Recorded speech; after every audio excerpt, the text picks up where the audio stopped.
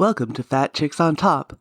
This podcast contains frank discussions about the body, sexuality, and occasionally uses swear words, which may not be appropriate for people under the age of 18.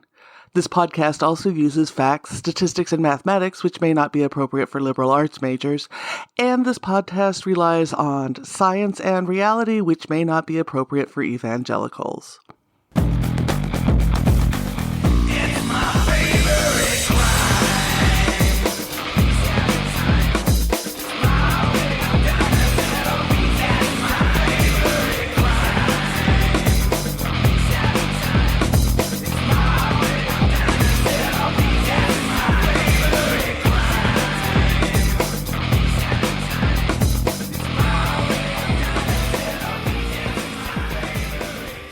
Welcome to Fat Chicks on Top. It is Pride Month. It's great to be here. We're kicking this month off with a bang. I've got Jimanekia Eborn here. She is a health psychologist. She works with sexual trauma and healing. She runs Tending the Garden, which we'll talk about, and is amazing. She's a great Twitter follow. She speaks around the world. And so welcome to the show. Thank you for having me. I love an intro. It helps my brain. I'm like, I do know things and do stuff. So you've been doing this for about 7, going on 8 years now. Yeah. Yep. How did you end up here? Because it is not a traditional route. Most queer folks would go in and get their MFT and then become a social worker. That is not what you did. No. I mean, my journey in general is very I guess what is traditional, especially when you're doing this work. But when I got into the field of mental health and originally I went for criminal justice, because my mother was killed and I wanted to work with domestic violence survivors. While I was in school, I found partying and dick very distracting. I don't know if you've heard about them. Yeah. So I was busy, not going to class. And then I was raped my 3rd year. And as many of us know, rape will change your whole life, your whole journey, your path. And so I didn't speak about it for like 7 years. And I just continued working through mental health. I was a rape crisis counselor. I worked in all types of facilities, from those that were the richest that are like $60,000, $50,000 a month, into like the lowest where people were just like hopeful and trying. And for me, it was amazing. And it was also really hard. Burnout is real and it takes a while to recover. And I said, you know what? I want to do something that's ever changing and fun. And I was like, ooh, sex. And so I was raised by my grandmother, who actually just turns 80 today. And she was like, her response was, oh, hell, does that mean you're going to be selling your pussy? And I said, well, I don't think so. I said, well, let me get back to you. And so I, got into sex ed, and I am a dive head first. Mm-hmm. I went to every conference I could find. Ended up doing like Sex Week summer camp where I found my squad, and I'm a sponge. I'm a student forever. And, what kept coming up for me was sexual assault. And in the ideas of everyone's talking about all the pleasure stuff, but what about most of us that are like, I've had some shit and I don't know if I can get there.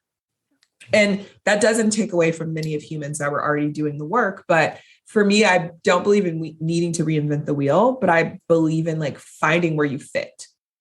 And so I just started running my mouth and creating brain things, and everything that I do was created because I needed it. It might be selfish, and that's fine, but I invite you into what I needed for myself. And it's been working. So it's been beautiful and sad and hard and exciting. It's a lot of feelings all the time. It would be. And, in the writing community, there's always a thing, write the book that you would have needed. Right. And that's what drives so many writers, is creating the work that wasn't there when you needed it. And you've obviously found different outlets to express it and ways to get involved with it. What did you find that was missing? I think it's in general, there's just, especially for me in the world of like psychology, is a lot of people talk at you, but not to you. Mm-hmm. And so for me, I was like, I got annoyed. I was like, why is it every time someone talks to me, they drop their voice and they touch their heart? And I'm like, what the fuck is happening? Like, I think what was missing was people just being people and like meeting people. And so I have clients and I'm like, that shit sounds rough. You're allowed to be fucking mad. And they're like, yes, like the human aspect of working with humans is what I've seen was missing. And like not coddling, talking to them and meeting them where they are, and not sugarcoating things. For me, that's what I thought was missing. And I've heard from other people, like, you show up in a way that others don't. And I'm like, I guess. And they're like, no. I've had therapists. I've spent a lot of money. I've done all these things, but like, you hear me and you let me be where I'm at. Like, you don't force me too far. You push me, but it's not like aggressive. So for me, that's what I think what was missing is more of the human connection and the human aspect of trauma. I think that you've nailed it there, because my experience with anything in the psychology arts, which is my background as well, is that we really try to make it clinical and distanced, right? Yeah. That you're supposed to, as a therapist and all of that, you're supposed to be objective and removed. And so much of what people are bringing into therapy is really awful and is going to affect you, right? And so to keep that slate and that blank slate and just it doesn't work for a lot of folks, right? No, especially when they're trying to be like super vulnerable, and they're just like, what? Or you like freak out, right? Like, because again, therapists are just humans. Right. And like the first time I went to a therapy, just first session, let's just see how it works. I was like, yeah, my mom was murdered and all these things. She literally grabbed her pearls and was like, oh my God. I was like, I will never see you again. I didn't say nothing yet, girl. Didn't even get fun yet. Like, wait till she hears about the gangbangs and the orgies. Right? That's a whole nother level this person cannot take.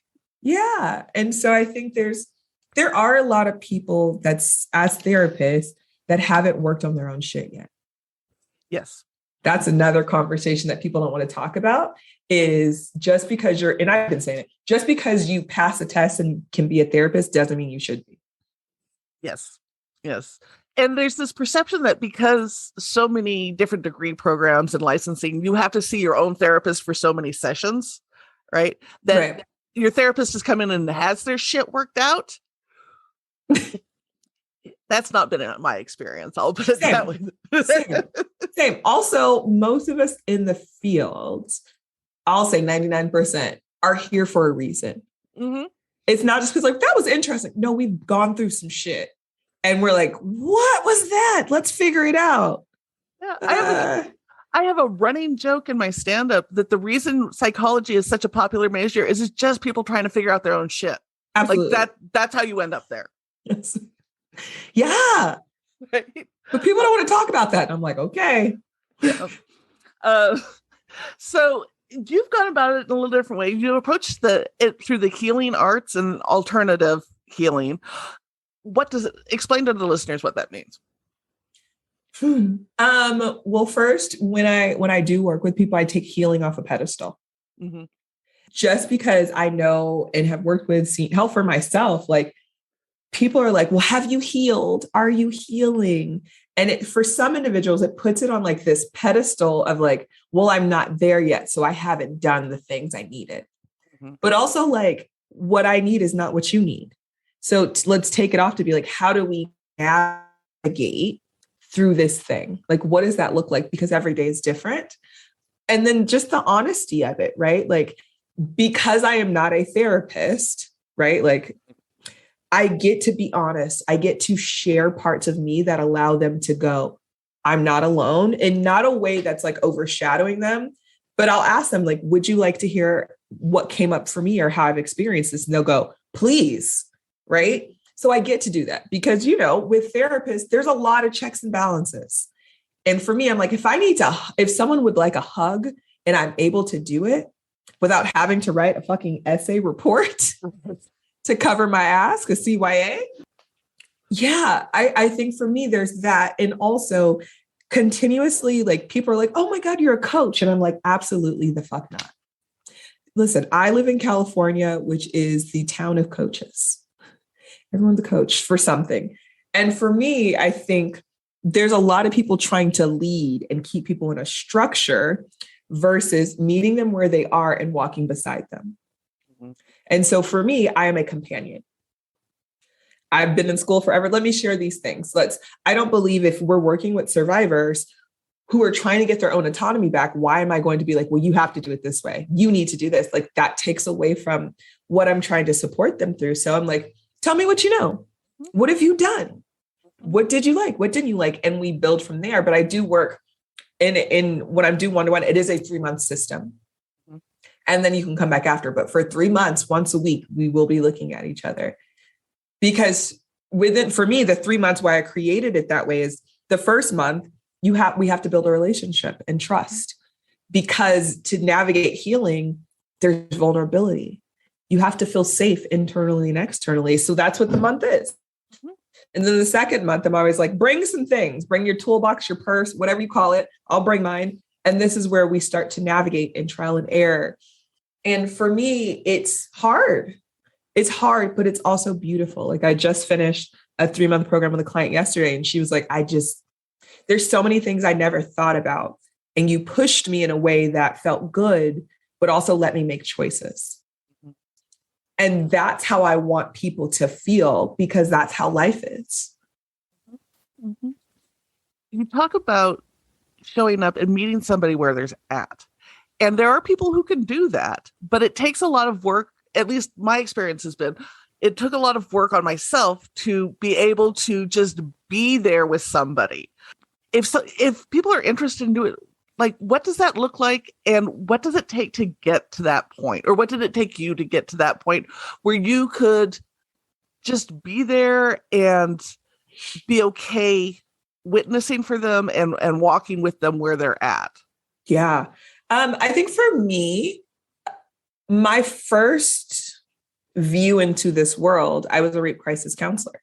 Mm-hmm. And so no one's paying me for that. It was all volunteer work to get up at 2 a.m., 3 a.m. to meet someone in a hospital. And that's where I think this journey for me began, is like, you have to learn to check your shit at the door. People go, what? I'm like, whatever you got going on, leave it outside, because it doesn't help the situation. So for me, I've really conditioned myself to whatever I have going on. If it's a physical door, a spiritual door, leave it outside, because it will exist later. But if this is what I've given my spirit into, is showing up for this person, yes. Now, what have I done for myself? Lots of spiritual work, like learning how to be in my own body. So before I went therapist route, I went spiritual. And for me, that was like learning how to meditate, learning how to like sit in silence and actually tell my brain, which takes a very long time, to shut up, and it actually listen. And then to continue expanding that, I've done a Vipassana 10-day silent retreat, which also allowed me to just be present and learn my body reactions. And then talk therapy helps as well. And also, for this work, you have to be continuously learning and working on yourself. You do. Like, there is no one just like, I got the degree, I'm out. No, that's not it. Reel it back, come back. There's more. And so I'm constantly reading books and checking in with myself. I try to do like a hard getaway check-in every quarter, and I'll take myself and just be by myself. Or like little things, like I like to be by myself. Do I have 2 partners? Yeah, they're good. Be at their own house. But for me, it's like sitting in silence and being like, where are you? I do a lot of laying on the floor, like physically grounding to be able to do this. And one thing, when you're working with individuals, you're allowed to ask them what they need. Like, people go, what? And I'm like, when people share things, my normal response, and I've been teaching the folks in the support group, is if someone drops something off, you ask them, are you dropping it off? Would you like questions, or would you like me to just speak at you? And that someone might be like, no, I just wanted to say it. I just need to get it out. Cool. So you did what they needed. Or if they have like questions or resources. So for me, that's how I've been navigating it, is continuing to move myself out of the way working on myself, finding resources, continuing to learn. Like I was watching the new Brene Brown special the other day. So I was like talking to my girlfriend. I was like, it's fine. I'm high right now, but I'm learning about emotions. I was like, I get it. I'm not normal, but it's fine. We'll talk about it later. And so for me, that was perfect. And it's the vulnerability of knowing that someone also chose you, right? Like working with people for me, I think is a privilege. I think if that gets lost for people is like, well, I'm a therapist. You should, what? You don't fucking know everything. We're all humans. And like, trust is like something we shouldn't take for granted. Exactly. And you've done something that I think most therapists that I know just on a personal level, as well as those that I've worked with, can't do, is be okay in your own body. And I don't think that gets talked about enough because so much of therapy and surviving and making it through trauma is focused on the head. And we don't, in Western society, we don't connect the two. It's like somehow from the neck up, that's a whole separate What thing. is that? It's so weird. Right. So, and when you've been through trauma, it can be really hard to just sit in your own body. So where do you suggest people start looking to reconnect? Because trauma takes you out of your body, right? And it separates you from that. So to come back into that is a journey in itself and a healing journey. What helps people reconnect with that? I think it varies per person. Some of the things that I do like is like somatic therapy or TRE, the traumatic release exercises, dancing, like literally just put on the music and like moving and being like checking in with your body. Something that I teach people to do is a body forgiveness exercise, which is roll hard. Like literally you're going head to toe or toe to head and going over every part of your body and acknowledging it. Sometimes we got to acknowledge it before you can even get back into it. And then there's that option. There's, depending on like self dates, like to build up to maybe learning what touch feels like for you or like what intimacy feels like. Cause everyone's like, well, I want to get back to fucking. And I'm like, all right, how would you like to do so? Do you know how your bodies might respond? Like, let's talk about it. I think those are like the simple things, right? Like they're simple, but not, because they're also very scary. Sometimes just sitting and touching. Like, when was the last time you just sat and like touched your foot, touched your leg, touched your arm? See what that feels like. It doesn't have to be sexual at all. Just like grab a wrist. I'm like, oh, when is the last time I felt that? Right? Like I have tendonitis. So I'm like constantly doing this, but it's like, oh, I haven't done this. So it's like, what does getting back into your body look like and or feel like? It varies because some people might be able to be present, but anything near their genitals, they're like, absolutely not. Which is the tricky part. And again, I think it's trial and error. I think it's giving yourself grace. I think it's using lube for anything that you do because it will always be your friend. Yep. And just being honest. Like today, I don't have it. And that's okay because tomorrow exists. And like you said, it's a head thing. It is a head thing. This is our biggest sex organ. This is where things start. And the whole separation to me is wild. And that's also why I went back to school for health psychology instead of finishing the MFT. Because it is like the whole, I don't understand what. Yeah, no, Western medicine baffles my mind of how you can have any sort of healing when you're that disconnected. Yeah. One of the books that I've been really navigating through is the Tao of Trauma. And because for me, it really spoke to me because it talks about the Western and the Eastern sides. Yes, I'm a Western child, California raised and born, but also we're very numbing people. You want a pill? I got this pill. Do you want to like act like it didn't happen? Like it's not helpful. And then also looking into Eastern things. For some people, acupuncture was really good for me. Stretching, massage. Again, you know your body and you know like the things, but trial and error is like the best way for you to get back to your body, to answer your question. I totally agree. Yeah, I just came from my acupuncture appointment before doing this. See? And my acupuncturist saved my life. Like, I was walking with mobility aids. I couldn't get out of bed most days. And then I started seeing her, and now I'm like out shoveling compost, which to me is really healing. I'm very proud I have a compost pile that works. I love that. Yeah. So you created this retreat, Tending the Garden, which is specifically for women of color who are trauma survivors, to bring it together. That's how it started. And it's evolved. Yeah. So I don't know about the recent evolution. Let me know. Yeah. How did it evolve? Yeah. So it was our first in-person retreat was supposed to be 2020. And then Miss Panorama decided against it. And then the retreat center stole our money and refused to give it back. There's a whole episode on Trauma Queen about it. And that was really hard for me.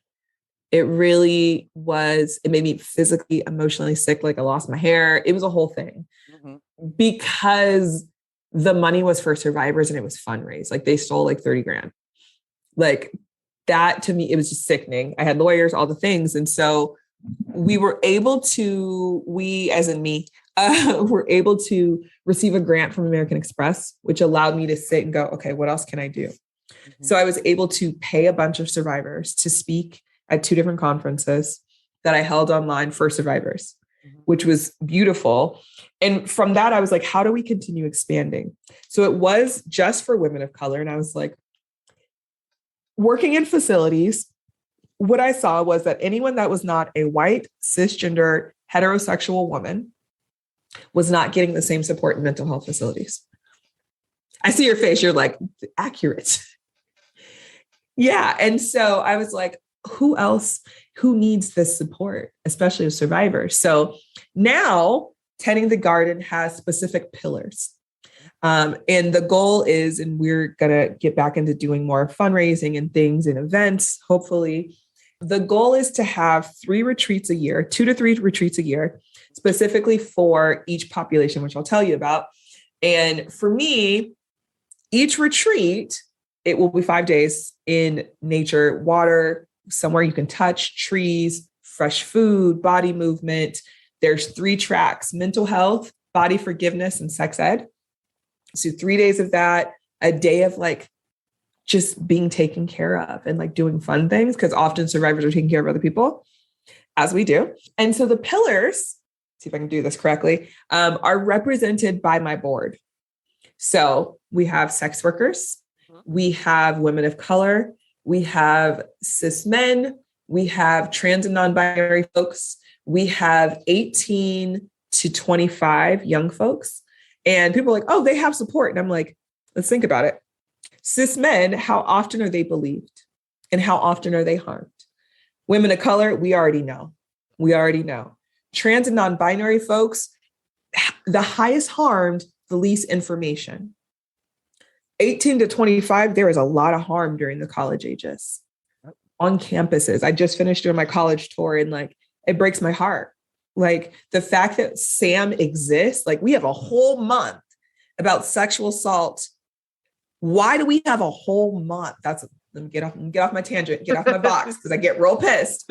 But for me, that's what that looks like. And I want to build also spaces for community. So we want to expand to have like more support groups and message boards or whatever. It all takes money. And so that's the tricky part. And I want to also do still like online things, because I want to do different tier things. My real life goal would be to be able to create this so it's almost free, especially for these survivors that have been marginalized, because oftentimes barrier to care is financial resources. And so I want it to be a place where people get to just be. They get to be taken care of. They get education. They don't have to be like, oh, here's the thing, I got to go. No, you get to sit. So that's expansion. And it's you've nailed it. I mean, so many of these groups, you have to have specialized focus. And if you are sitting in a group of white, heterosexual, cisgendered women over 25, that's one experience in the world. That is experience. That's one experience in the world. for everybody else, it is, even my experience has been when you're in groups like that, if you have any form of marginalized voice, you were talked over, you are not part of the conversation, and your experience is seen as an anomaly, right? Because you're not fitting into this wider world. So there is something about, one of the things that has come up as I've taught different groups and stuff and done different things is, well, why can't I come? You're doing just non-binary and trans people, but I'm straight, so why can't I come? Or you're doing, female identified and I'm a dude, so why can't I come? And, there's still people who need the explanation. Why can't you come? Oh, I know. And I've given it. Yeah. Why can't you come? Because the space isn't for you. Yeah. You have spaces. And what I also get, I've gotten this is like, well, you don't have white people. And I was like, are not cis men white? Mm-hmm. Are not some trans folks white? Mm-hmm. The only literal place you can't be is for women of color. And you probably shouldn't be. And it is interesting when people go, well, I should be allowed everywhere. Mm-hmm. No one should be. Like, people need their own spaces. People need peace. Listen, if you want to hang out with all your white girlfriends, do it. That doesn't affect me. Like, my often question is why? Why do you need to be there? Mm-hmm. What are you missing? Or do you got FOMO? What is it? What is the thing? And for me, when I decided to do these types of things, there's also the representation of the speakers, the teachers. Mm-hmm. So every retreat, the teachers will look like whoever that retreat is for. Because, having people look like you allows your body to go, maybe this isn't scary. Maybe I can show up. Maybe this will be safer versus some random lady like, whoa, really? What's up? What's happening here? I've seen it. Yeah, no, I have too. And it's something that is that ability to feel safe in your body is so important for folks who've survived trauma. And, it's something that comes up a lot in the sex educator community. And yeah, it's like, oh, so-and-so is such a great speaker. They'd be perfect for this.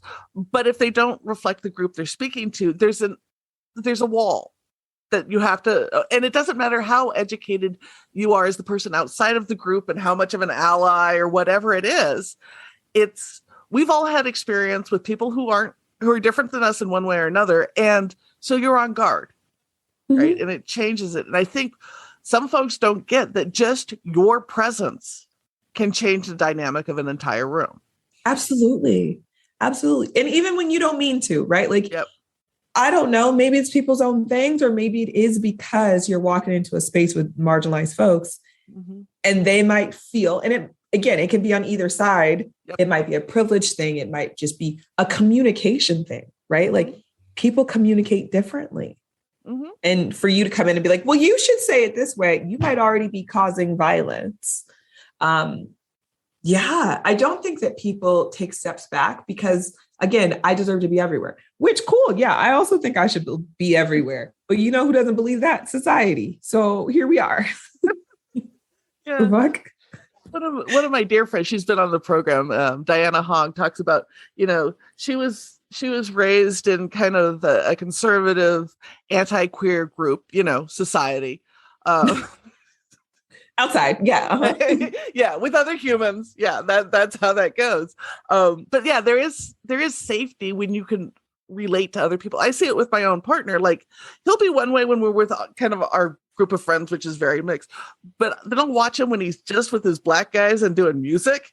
There's a different way he holds himself. There's a different language, and there's a connection there that cannot exist when you have mm-hmm. other folks. And I think a lot of people miss how important that is, especially when you're trying to go through trauma and go and heal from it, which is one of the big things missing in so much of our healthcare is finding therapists, finding people who you can connect with and who will validate your experience, right? Yeah. Ooh, talk about it. I love this. Yeah, I think therapists, one of the biggest problems with therapists is, well, there's a few, and this isn't to shit on therapists. I love therapists, I have a lot of therapists in my life, but also there's the unlearning. Mm-hmm. and not pushing your values on others, that's a big thing. Like, well, I feel like doesn't matter. Hey, this session isn't for you. They didn't come for I feels. And well, I believe that's not what they came for. And because again, like you said, people are uncomfortable and they don't know how to handle the thing. This is why when therapists are like, oh my God, my specialty is 20 things. I'm like, you're a damn lie. There is no way in hell your specialty, DBT, EFT, like you have 20. What are you good at? Like, how do you actually show up? Oh, well, I can work with trans folks and non-binary folks, elderly folks, kids. I work with infants. Like, girl, who are you working with? Right. People don't know their population. And then they're not honest about it when they find it. Like for me, I love working with like high school kids. Mm-hmm. I love college students and above. Middle schools, just not for me. Uh-huh. I don't like it. It's because they know too much and know nothing. And I remember what that's like. And that's my own shit. But I know that's not my population. Mm-hmm. Mm-hmm. And so I don't put myself in it. And other people go, it's not my population, but I'm going to do it. And I'm like, don't do it. Don't do it.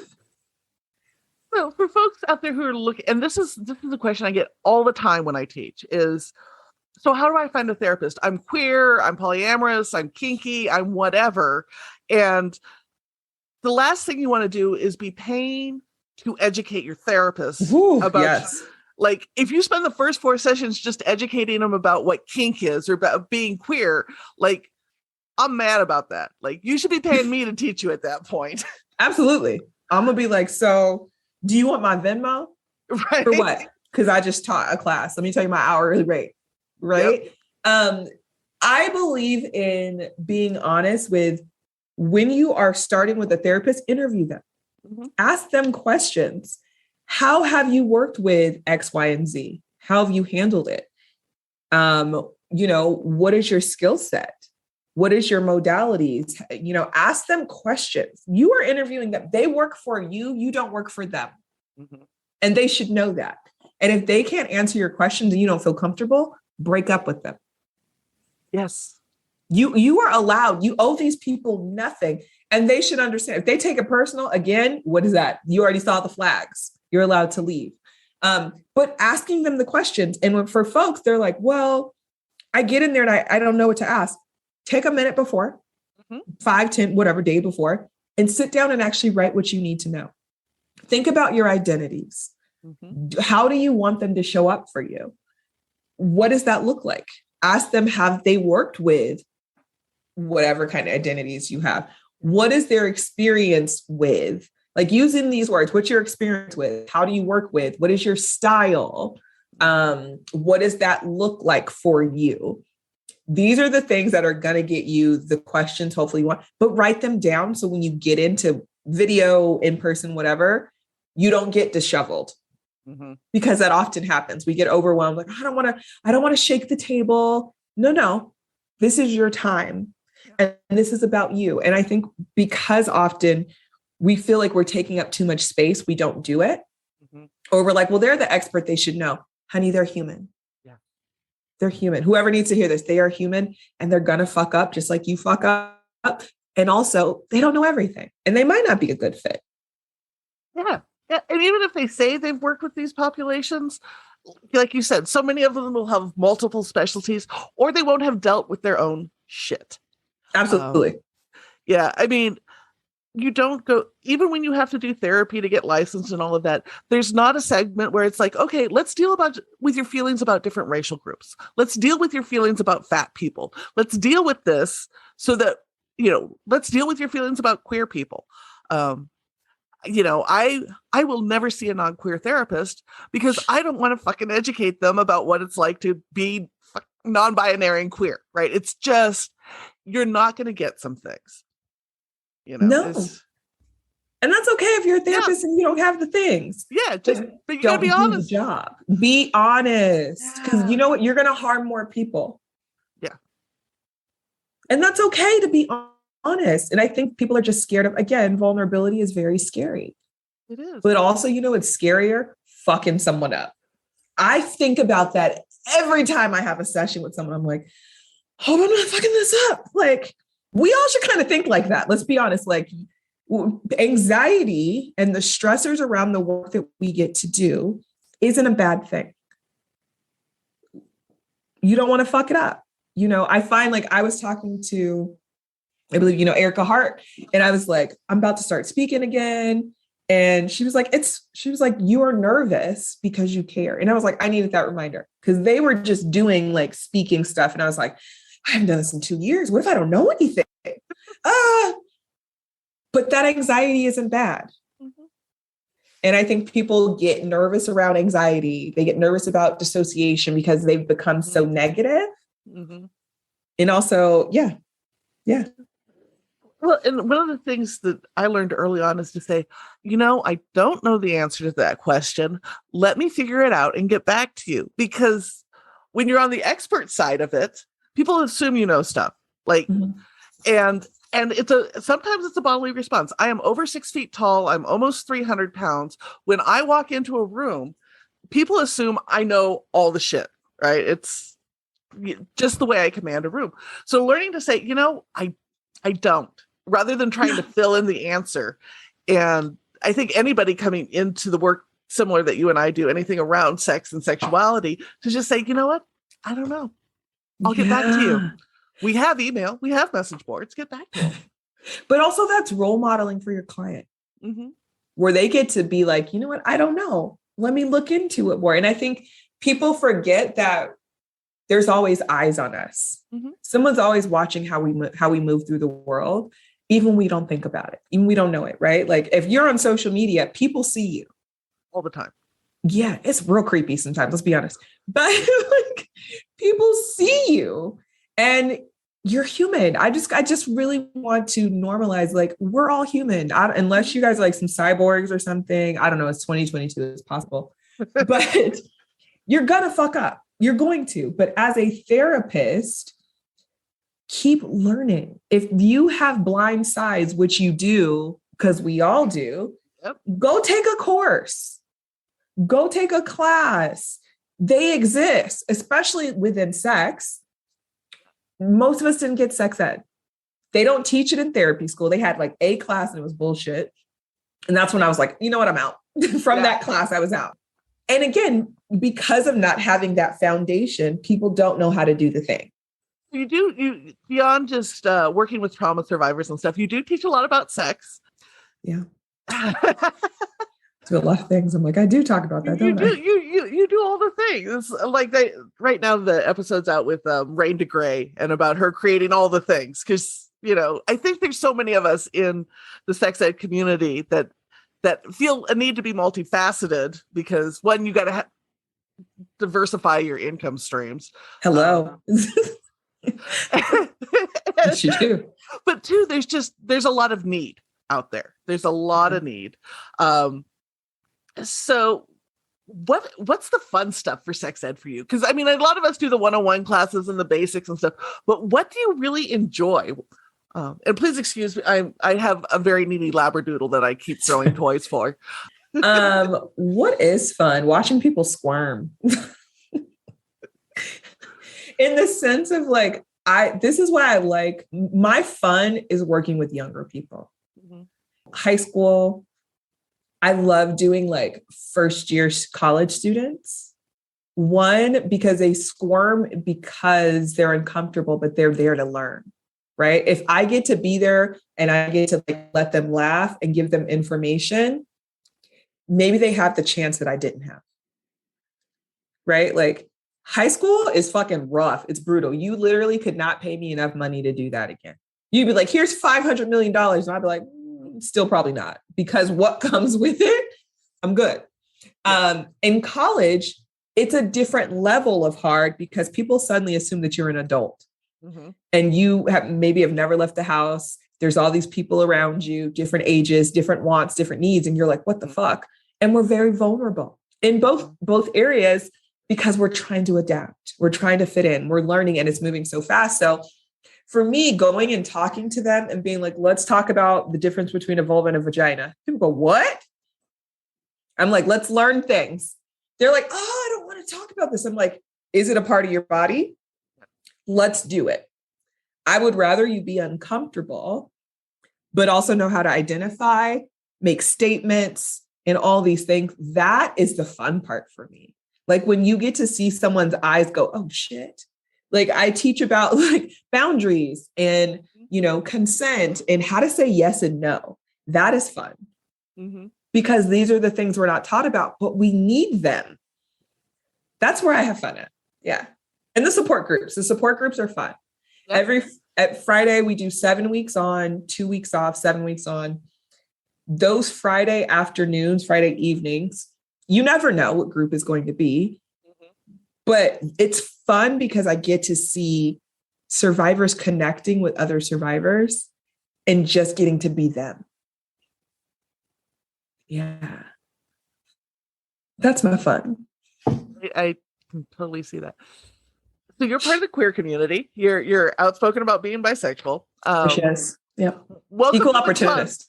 Yes. we have a club of bisexuals on like I have a growing list of bisexuals I've interviewed, and I fucking love it because these are my people. I understand them. So one of the things I throw out is, how has your experience being out as bi been different in the dating world? How have people responded to you?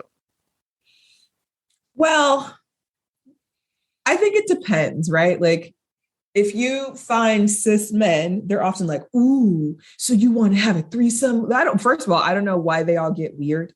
Like why, first of all, who thought you were invited to a threesome, honey? Let's reel it in.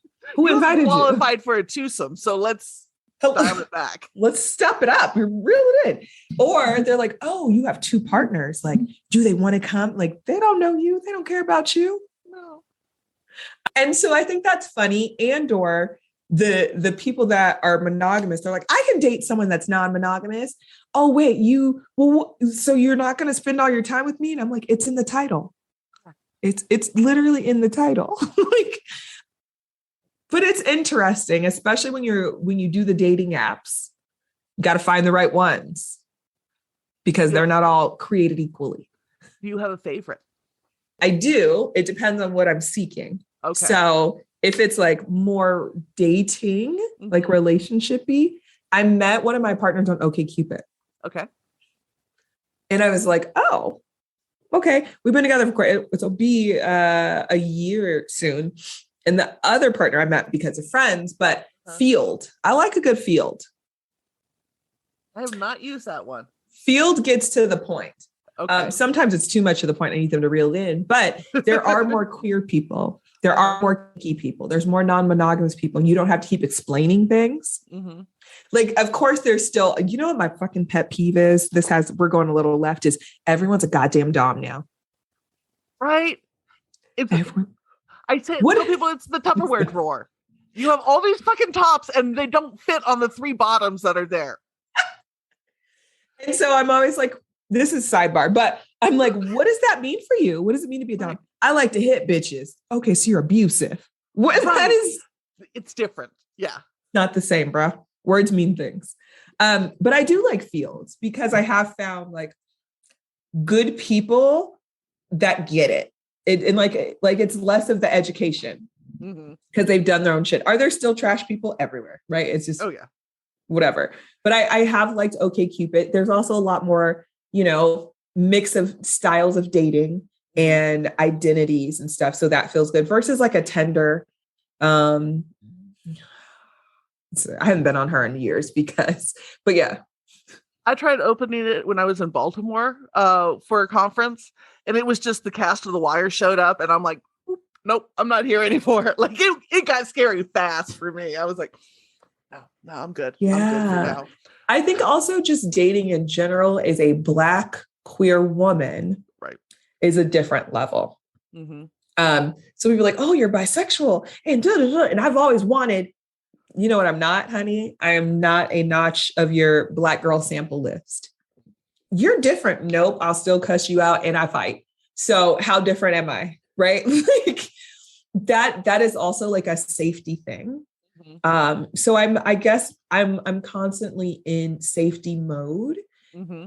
And then also, you know what else is tricky? I understand, and I hope this doesn't come off as shitty, is I understand you have to figure out the things, but I can't, I'm gonna say it anyway. Everyone's bi-curious and they're just sampling and then they like fuck around and then they just disappear or they're never serious. Like, know what you want and be honest. Mm-hmm. Mm-hmm. That's my drop. I will say, so when it comes to representation of bisexuality, there's not a lot of great representation in general in the media, but have you been watching Harlem on Amazon? Mm-mm. I'm watching wrestling. You know that. Just... Well, I knew you were a wrestling fan, but no. So Harlem, it's basically they've redone Sex and the City, but it's with Black women in Harlem. Okay, sounds better already. What? It is, and they have a Black butch lesbian on there. Okay, she's hot too. Oh my god, and they show titty. I'm all for good titties on TV, but I will say, I was going to ask you what you thought about how they portrayed her because she is Harlem. Let me write that butch down. and everything. But talking about safety and stuff, there's a whole thing in the first season where she goes out for a one night stand with this white girl, who then ends up eating her leftover takeout in the morning and bouncing without saying goodbye. Yes. Right. You ate my food, bitch. Right. She's like, she ate my beef and broccoli. I can't believe the bitch ate my beef and broccoli. And then it turns out she's the interviewer for the Forbes interview she's going to do. Because that is dating in the lesbian world. Oh my God. When you date That's women, dating in LA. You be like, fuck. Oh. But the woman who ate the beef and broccoli is white. And they start dating, and then the Black character starts looking at how other Black queer women are looking at her. And you talk about always being out there and how people are watching you, and especially when you're on social media, when you're more public, you've got to pay attention to that, right? And it does change the dating world. It does. I also like people like, well, who are your partners? None of your goddamn business. Right. I don't post my partners. Like, if you pay attention, you'll figure it out. Right. Or if you're on my Finsta. Besides that, like, what do you need to know that for? But it is tricky, right? And also dating inside, outside your race is tricky regardless, right? Like, for me personally, I have had more non-Black people approach me to date me since I've been in LA. And maybe it's a location thing, or I don't know, maybe it's where I'm being. I don't know. It is, dating is interesting. I'm like, listen, you know what? She's here. Yeah. If you're not raggedy and you know, you're beautiful. First of all, let's talk about insides, because you can be attractive outside and bore the hell out of me. I'd be like, okay, I gotta go. It was one of my dating screening questions is define an Oxford comma. They're done. See, my dating question is, okay, so my therapist made me change it, and I feel like she was right. I was in a different place. I used to be like, so what's wrong with you? My therapist was like, we're not saying that at all. And I was like, all right, Betty. So I ask, what do you think you shouldn't share with me that might make me want to leave? Interesting. And they go, what? And I'm like, I can give examples. And they're like, okay. And then people really tell you some shit. Yeah. But that's where we start to kind of build a little bit of trust, a little bit of vulnerability. And it's not for everyone. That's just how I operate. Right. Yeah. I think when you're bi, it gets complicated because people want to know your dating scorecard. Yeah. You know, you're going to be real mad. I probably have had way more fuckings than you. Fuck a lot of bad bitches. I don't know. I was talking to Meg Elison a couple of weeks ago. She wrote The Unnamed Midwife in the Road to Nowhere series. Okay. Bisexual woman she's polyamorous and all that. And she said, you know, people want to see my dating scorecard. And honestly, there's a lot more men on it, but it's because men are easy. As fuck. Right. Oh my God, we're going to talk about it? Yes. It's also when dating. Okay, let's do it. Let me put my weapon down. We're into this. This is fun. dating men is easier because we've also been conditioned to. Mhm. And so I think that's the conversation people don't have is like being bisexual. Yes, you this is who you are. You might be connected, but that's not maybe most likely is not how you were raised. That's not what you've seen. And you were taught like you do these things. And so you're unlearning and then learning what feels good for you. Mhm. And also, I don't know what it is. A lot of us are like, oh my God, do they like me? I don't know. Is this a friend date? I don't know how many dates I've been on. I'm like, is this a date? Are we hanging out? Oh no, is it like I've been out with women, been like, is this a date? And they're like, bitch, I was gonna ask you because I think it is. And I was like, I think it is. Okay, we're on a date. Like That's how I ended up getting my ex-wife. So yes, there was a lot of confusion like on the first 3 dates. are we doing this or okay, we're in it. Okay, go. Love it. I'm so glad I'm here.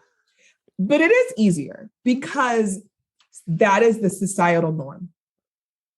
That is what people are, especially if you're raised in the church, that's all you got. Yeah.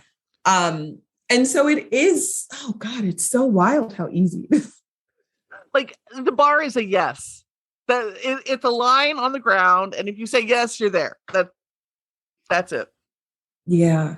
Yeah. Wow, that's funny. Yeah. No, dating women is a whole nother thing. And I have never had game with women. I am still amazed I've managed to get married because I'm like, I'm just going to talk at you for 20 minutes. And if you still haven't gone away, I'll ask you for like your Facebook connect. Like I suck with my game with women. Because it's a whole different world. It's a whole different skill set. You know what it also is too? I think when you are not a cisgendered man dating whoever else the person identifies, there's more care and caution. Like you're like, I don't want to fuck anything up. Because what if you're just a cool person? We'd be friends. Versus like guys be like, well, in or out. And it's like, there's other options. There's other options. But I think it's fun. Yeah. It's also definitely more nerve-wracking dating women because like you said, it's easier. It's what we've known. It's what the representation that's pushed upon us looks like. Mm-hmm. And also it's the idea of before I came to terms with it, I was like, bisexual people are so greedy. Like, I can't believe it. And I was like, we are kind of greedy. We do deserve all the love. I'll sign up. Sure. I'm good with that. I was like, you know what? Bad deal. I have a boyfriend and a girlfriend. I don't hate this for me. I feel very loved and supported. Yeah, it is tricky. And I think people don't talk about it enough. And then if you do see people on TV, they're either heterosexual, they're gay, cisgendered men, or they are just straight lesbian. Yeah. They're lesbian men haters, which is not real. Yeah. Yeah, you can hate anybody, right? Like, or dislike, excuse me. But that's not how everyone looks. And I think people get this like, well, it looks like this. And I'm like, no, absolutely not. There's so many ways that people look. Yeah. That's what so I don't know if you know the comic Sam J. She's a stand-up comic, Black, really butch out of Boston. And she talks about, she grew up and she thought, well, I can't be lesbian because the lesbians she saw were like really uber femme and everything. And then she talks about dating men and like had sex, and she could like, I can't figure out what all the hoopla is. Like, that's the worst part about dating. And she finally saw another butch Black lesbian and she's like, oh, and then she had sex. Yeah. And then she had sex and she's like, well, that's what this is supposed to feel like. That's the shit now. Like, now I get it. But representation becomes important because it's so important. Oh my God. Especially when you're a baby queer and you're trying to figure it out and you're like, who's my role model here? Because that shit's not it. That's not. Like for me, I identify as like a tomboy femme. Uh-huh. So like, listen, what am I wearing 90% of the time? Some sweats. But will she throw on some heels, get glammed, tight dress? Always, yes. Right? Like I like a good balance. I also like comfort. So thank you. I've gotten to the age of comfort. I'd be like, what is it? No, I'm not wearing that at all. I'll wear something, but that's not it. On heels for the first time. I did, stage work after 2 years, after, because of the community press. Rough. And I'm like, Oh, hell no. Like, we're knocking 2 inches off these motherfuckers because I'm not standing on stage for an hour in 4-inch heels. Like, so what I've learned in having to get back into like doing this real world and like going on dates or going out is dancer heels, best shoes. Yes. Big difference. I'm like, you perform in these got to be comfortable. So I really am trying to respect your time because I know you've got other things to do. And I've got a very whiny dog that needs to go pee. If our listeners want to find you, want to find your work, want to do a therapy session with you, plug all the things. Yeah. So traumaqueen.love has the links to the support groups, what one-to-one looks like. And I break it down because I believe in giving you information up front. All of that is there. You can also sign up for my newsletter to keep up to date. And then social media, Instagram is where you're going to find like the things. It's all under Jimanekia. Twitter, you'll find me angry about wrestling, angry about the world, angry about sexual assaults, angry about perpetrators. Like it's more anger and me talking shit. So you decide your own path. While I'm not a huge wrestling fan, just to watch you and Alice from Alice in Bondage Land go off when wrestling goes off is fucking worth it to me. Like, I follow a number of wrestling fans just because it's back. You guys have so much passion about it too. Oh my gosh. It's amazing. You said who's Alice in what Bondage Land? So Alice in Bondage Land, she's been on the show. She runs the site bondageland.com. Okay, and her tag up right now. Her tag is putting the fun back in femdom. Oh, cute. Yeah, she runs the cross-dressing munch up at Wicked Grounds, and super, super sweet lady. Got it. Yeah, but she's all about being the porn you want to see in the world. Okay, I just followed this human. Yeah, she's fun too. And she's a huge hockey fan as well.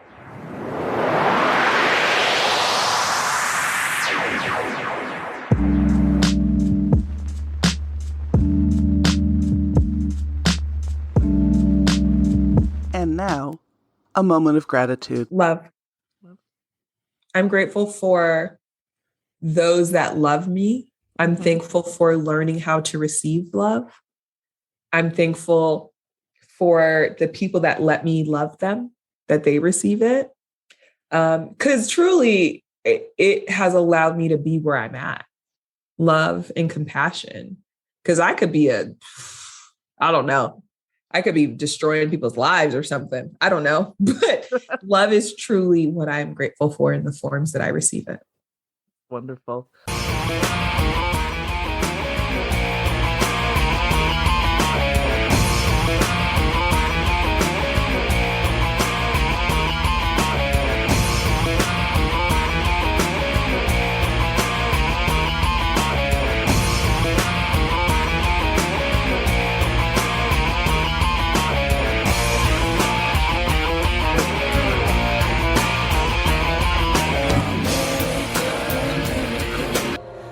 Texas of the world.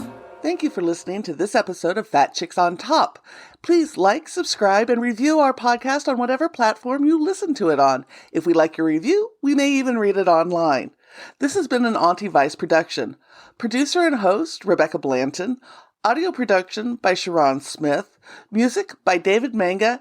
And more music by Sharon Smith. For more information about Fat Chicks on Top, please visit our website for all things Fat Chicks at fatchicksontop.com.